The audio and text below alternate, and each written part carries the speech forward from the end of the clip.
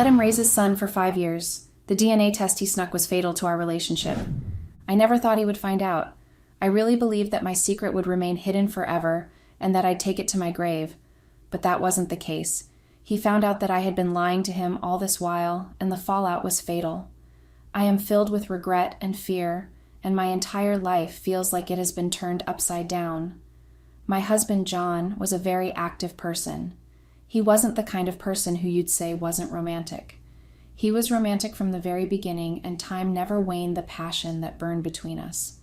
He was perfect as a human could be. We got married when we were both just 25 years old, and as loving and wonderful as our marriage felt, we didn't have any children in the first 3 years of our marriage, and as someone who always wanted children, it was a matter of worry to me. My husband would always tell me not to worry about it so much, that when the time comes, we'd have our child. I found his calmness about the matter very annoying. I thought he did not understand how I was feeling. I had wanted a complete family for as long as I can remember, and when I finally got a husband, I couldn't get a child. I was angry, impatient and angry. What was the right time? Who determined when the right time was? I wanted it all, and I wanted it as soon as possible. I even ran tests to be sure nothing was wrong with me. I dragged John to the hospital, despite his reluctance, and the doctor said John was perfect. It wasn't our fault either. The doctor advised us to have planned intimate moments around my fertility periods, which would help me get pregnant easier. And so that's what I did. My husband loved every part of me, so he enjoyed every moment. We kept trying for the better part of an entire year, but nothing worked. Every time I had a pregnancy test, it always came back negative. I wasn't pregnant.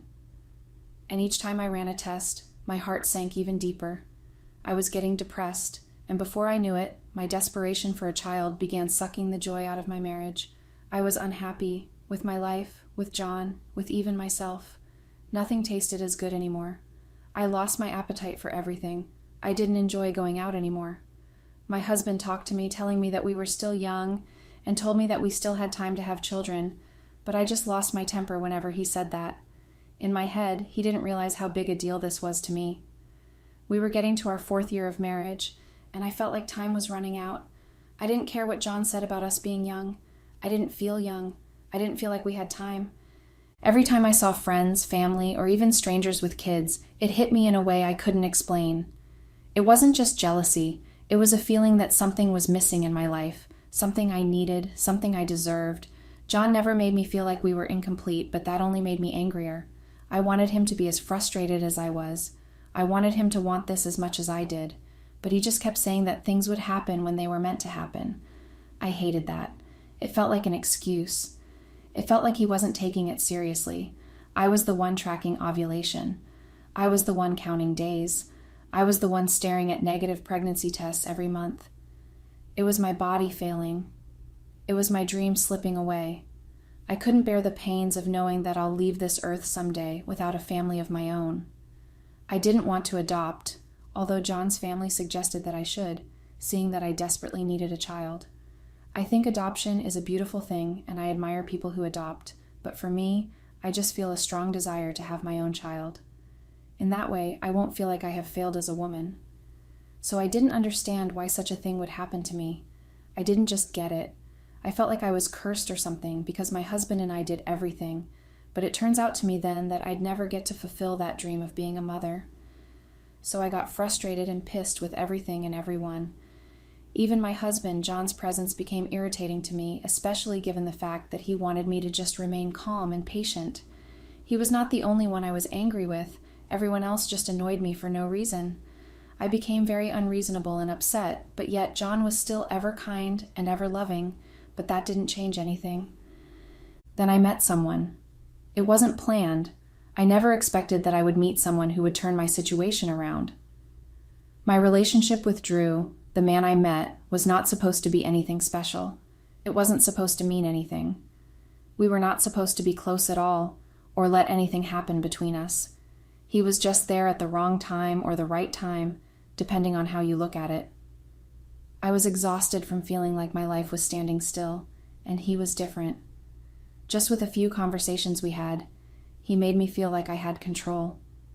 He made me feel like everything was fine, and there's nothing absolute wrong with me. And most importantly, he gave me what I wanted. I got pregnant. So here's how everything happened. John and I had been arguing a lot, mostly about the same thing. The stress of trying to have a baby, the pressure I felt, and how he didn't seem to understand how much it meant to me. I felt like I was drowning, and no matter how many times he told me we had time, I couldn't shake the feeling that I was running out of it. I was angry at him, at myself, at the situation. One morning, after a sudden argument before John left for work, I stayed home, feeling more frustrated than usual. Everything irritated me, even myself. Nothing made sense. I needed space. I couldn't just sit there all day, crying, complaining, and talking to no one. I had to get out, even for a little while. Maybe a walk would help clear my head. So I went out. I didn't have a plan. I just walked until I ended up at a bar. I wasn't even a big drinker, but it felt like the right place to be. A few drinks to take the edge off, to forget about the stress at home. I wasn't thinking about anything except wanting to feel different, even if it was just for a little while. That's when I saw Drew. He was a stranger, but talking to him felt familiar, like I had known him before, back when I was still single. Maybe it was the way he reminded me of an old friend. He was easy to talk to, familiar in a way that put me at ease. So we talked. It felt natural, effortless, like catching up on life with someone I hadn't seen in years. He made me laugh, and our conversations made me forget about everything, John, about babies, about the pressure that was weighing me down. The drinks kept coming. I wasn't counting. I just knew that I felt good, light, free. Then I started feeling something else.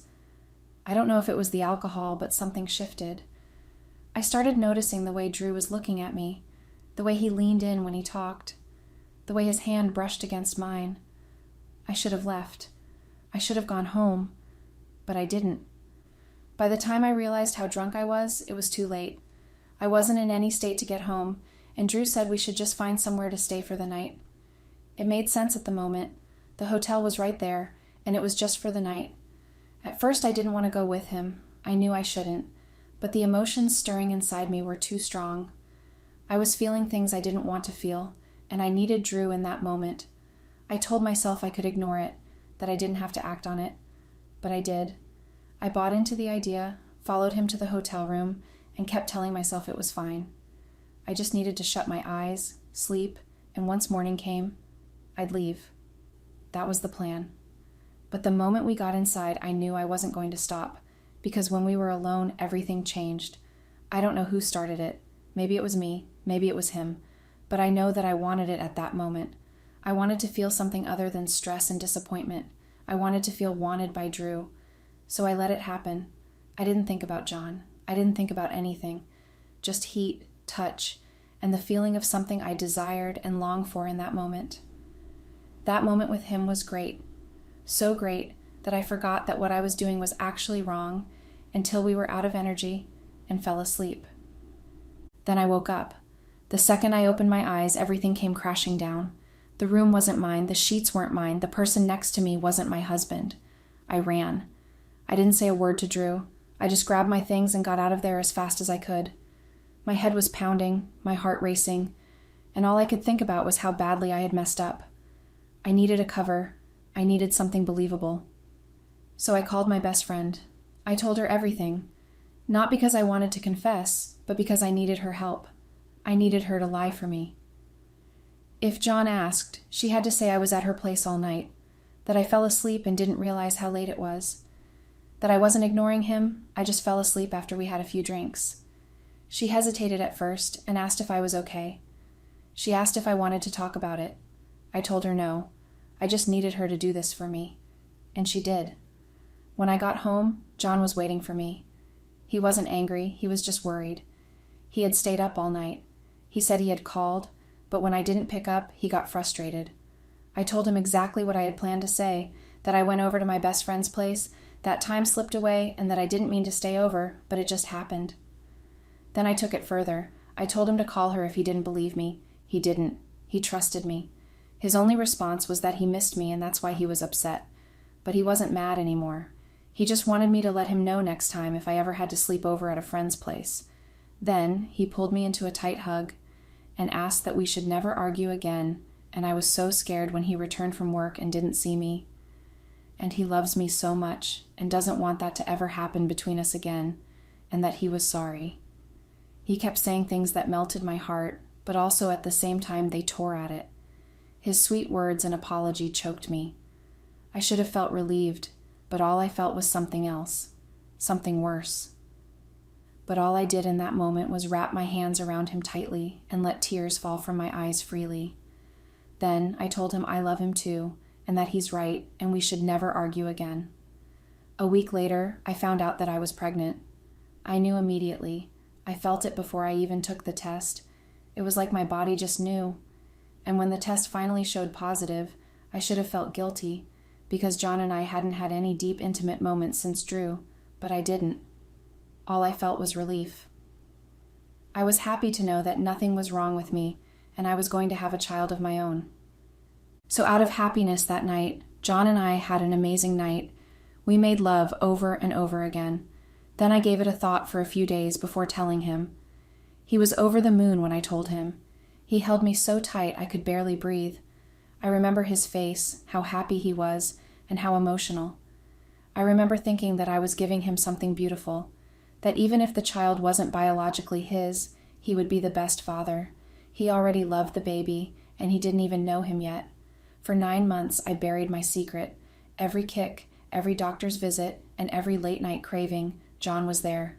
He was talking to my belly, making plans, and dreaming about what kind of father he would be. I convinced myself that none of it mattered. I never really knew Drew, just his name. If I passed him on the street, I'm not even sure I'd recognize his face. He was a stranger, nothing more, and he could never truly be my baby's father. So he was totally out of the picture, and I was grateful for that. The baby would be John's in every way that mattered. I told myself that love was more important than blood, that this was what was meant to be. When our son was born, John shed tears of joy. I'll never forget the way he looked at him and how he welcomed him warmly into our lives, like he was the most perfect thing in the world, like nothing else was important or existed. I thought I had done the right thing.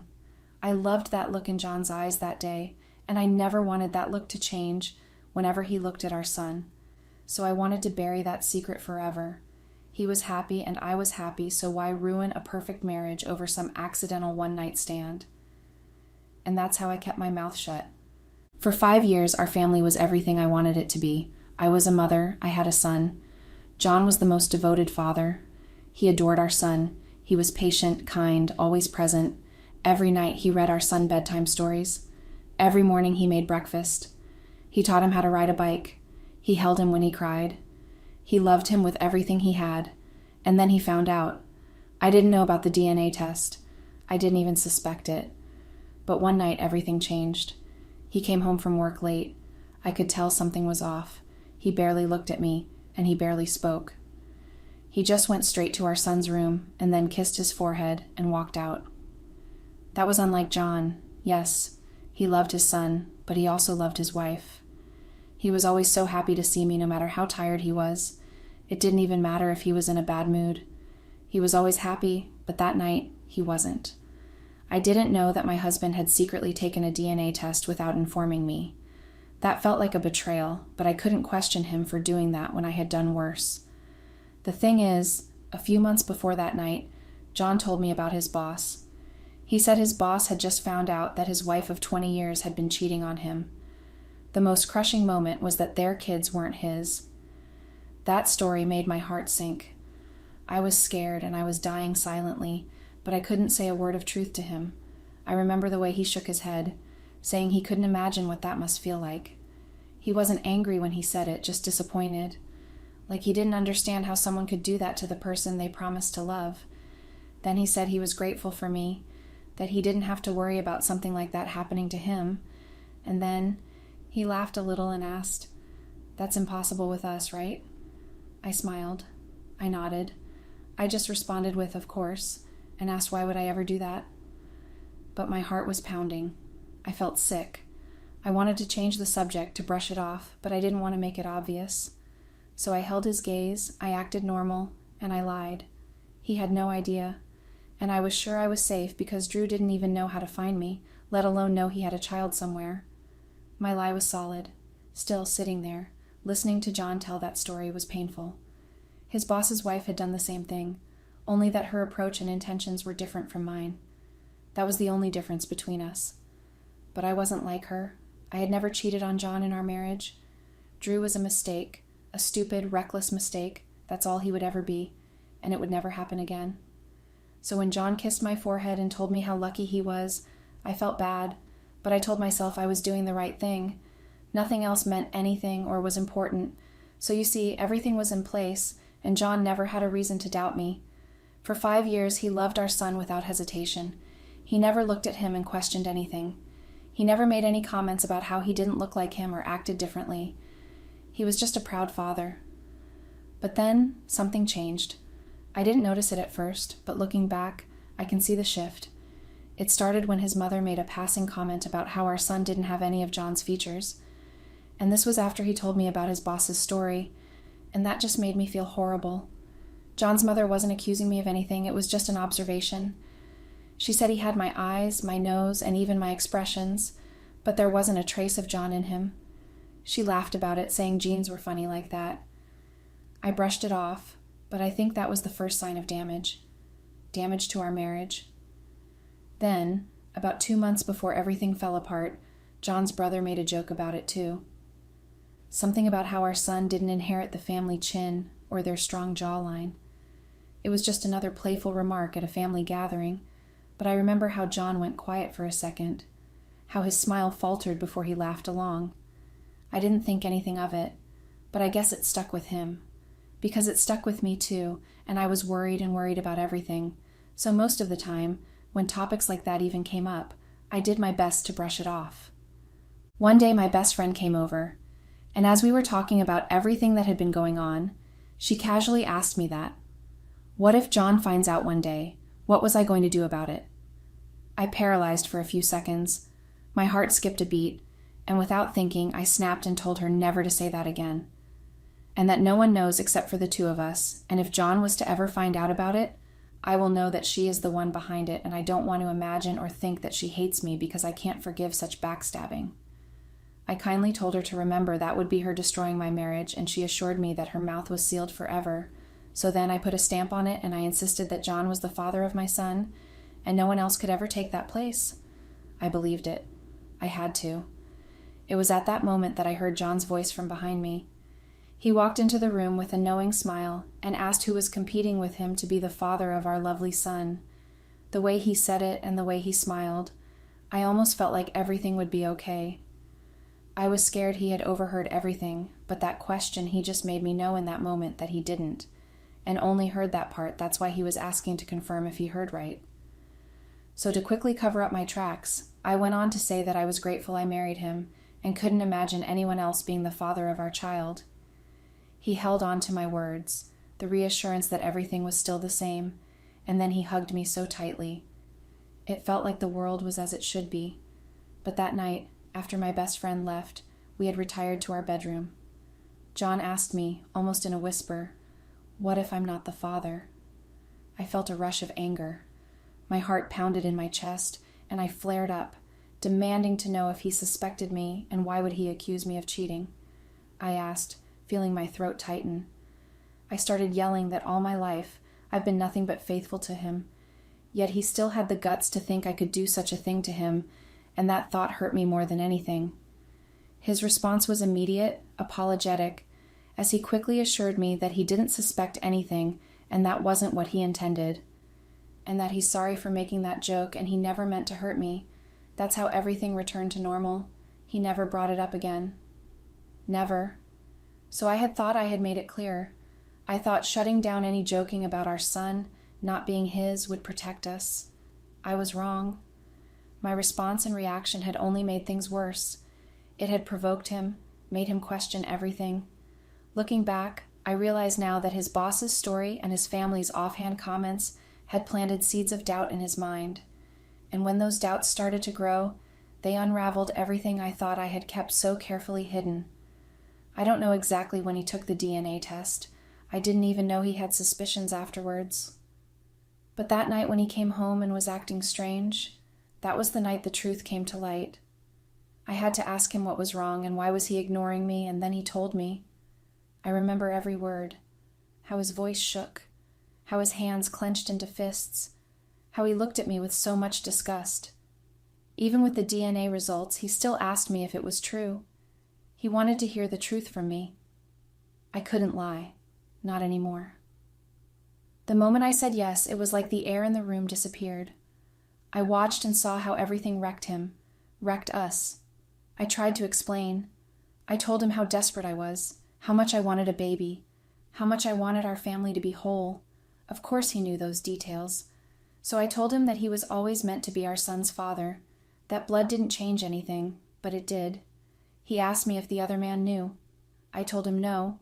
I told him how everything happened and that I didn't know the man, and we never met again after that night. I had no idea where he was, and I didn't care. Our son was John's. That's all that mattered. But it wasn't enough. John moved into the guest room that night. He stopped talking to me. He still took care of our son, but he wouldn't even look at me. Every time I walked into a room, he left. Every time I tried to reach out, he just pulled away. I knew I had destroyed him, and that broke my heart. A week later, he packed his bags. He told me he needed time, that he couldn't do this, that he didn't know who I was anymore. I begged him to stay. I told him that nothing had changed, that he was still the only father our son had ever known. But it wasn't about our son. It was about us. He said he couldn't be with someone who had lied to him for 5 years, that now every moment we had shared, every memory we had built, was tainted, that all the words of love I had ever said to him feels empty now. He left, and now I'm alone. Our son doesn't understand why Daddy isn't home anymore. He asks for him every night. He cries when he sees his empty chair at the dinner table. He doesn't know why things have changed, and I can't bring myself to tell him. I just keep making excuses every day about him traveling for work. I don't know if John is coming back. I don't know if he can ever forgive me. I don't even know if I deserve it. All I know is that I made a choice, and that choice cost me everything. Update. So after everything that has been happening, John came back and asked for a divorce. I begged him. I told him not to let one night of carelessness destroy everything we built. I swore that it meant nothing, that it was a mistake, that I would do anything to fix it. But he didn't want to hear any of it.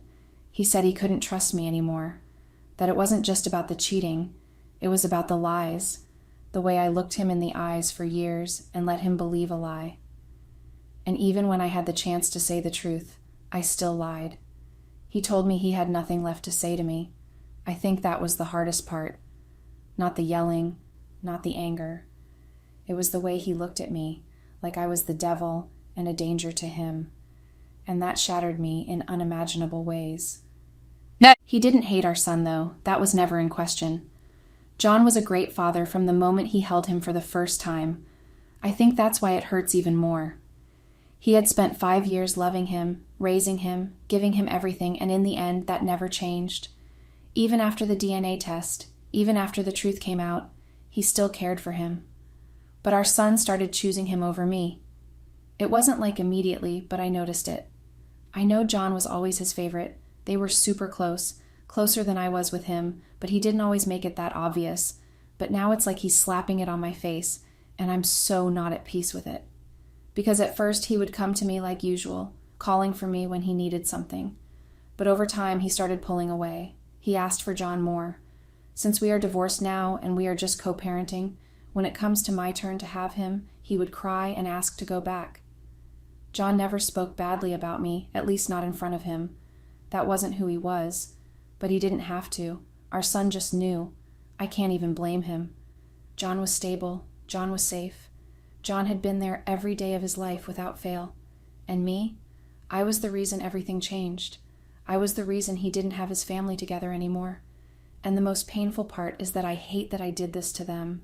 John didn't deserve this. Our son didn't deserve this. I was the one who ruined everything, and I have to live with that. I see it in John's eyes when we exchange our son. He's polite but cold. There's no warmth left, no love for me, not even a little. And our son, he barely looks at me the way he used to. I should have been patient. I should have waited like John said. We had time. I just didn't want to hear it back then. I was selfish. I let my desperation cloud my judgment. And for what? One night of feeling wanted. One night of trying to forget my pain. If I hadn't left the house that night, none of this would have happened. If I had just trusted John, if I had listened to him, our son would have been ours. But he's not. And now I don't even know where the hell Drew is. He doesn't matter. He never did.